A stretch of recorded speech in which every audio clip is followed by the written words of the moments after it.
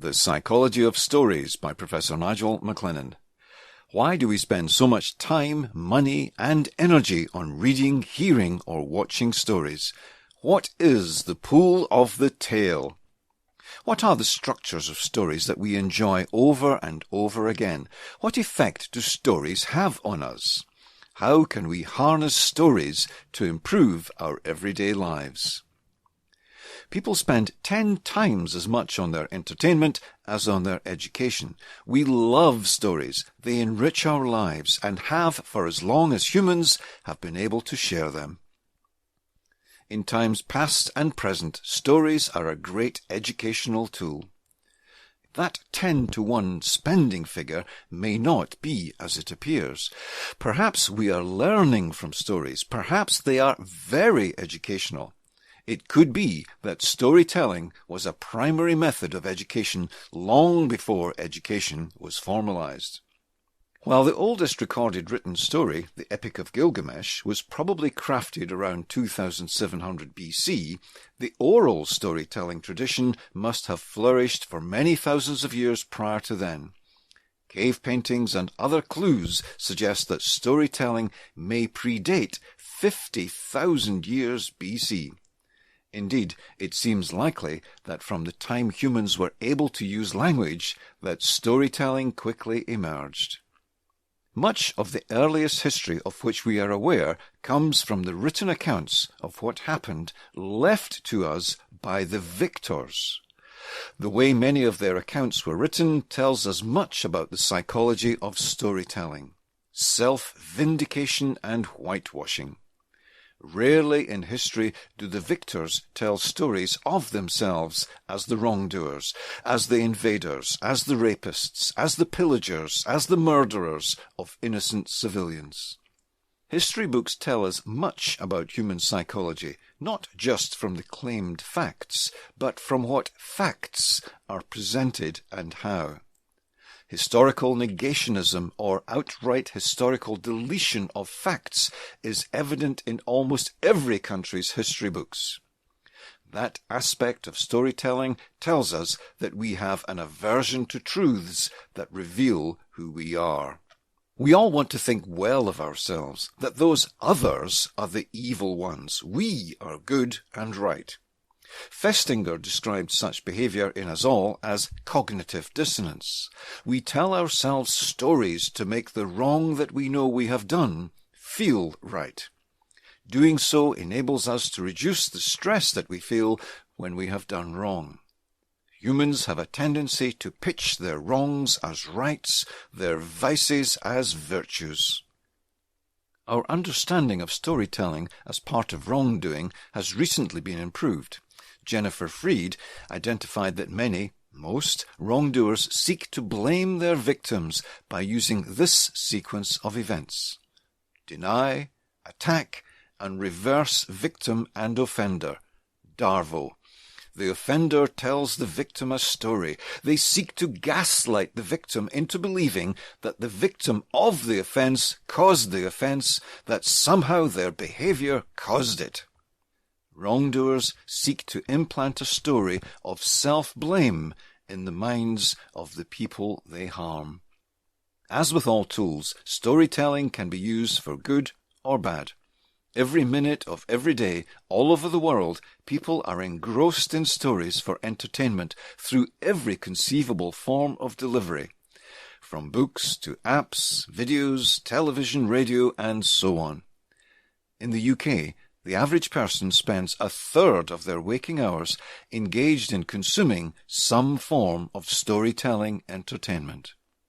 Storytelling improves memory of the information contained in the story. Memory works best when there is a clear structure on which to hang information. Almost all mnemonic tools use a pre-existing memory structure. Stories give us a structure to remember vast quantities of information and make it much more likely that we will remember information. Some research suggests that stories make us 20 times more likely to remember key facts. Even if the memory retention figure is only 5 times that compared to simply being told the facts, it makes it very wise to use stories to enable the information to be retained by ourselves and others.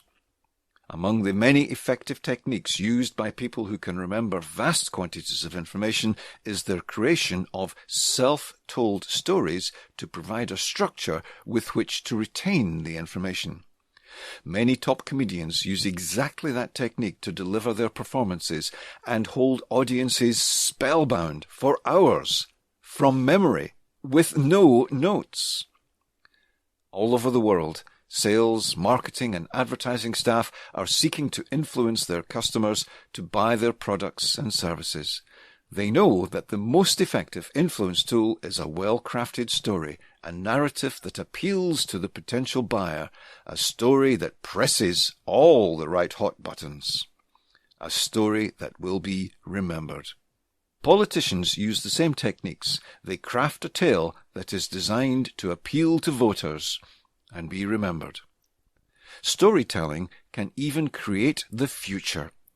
If we tell ourselves stories that we can achieve this or that desired outcome, master this or that skill, the confidence that comes from believing the story enables us to persist long enough to develop the competence that is required to achieve our goal. It seems that people who are persistent because they have told themselves a story that they are persistent.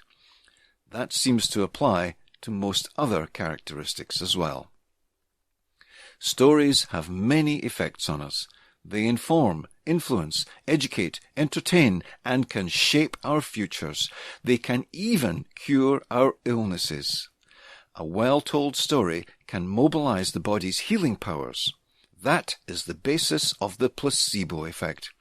The most effective placebos can trigger healing in more than 70% of cases.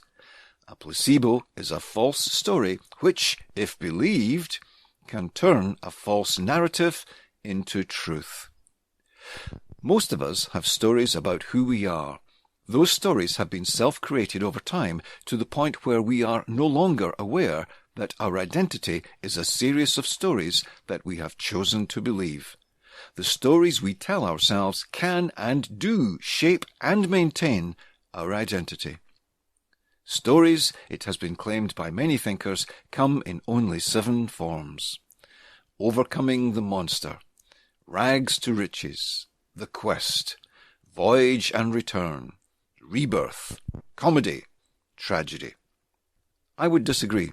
Since very soon there will be 8 billion people on planet Earth, I think there are 8 billion stories.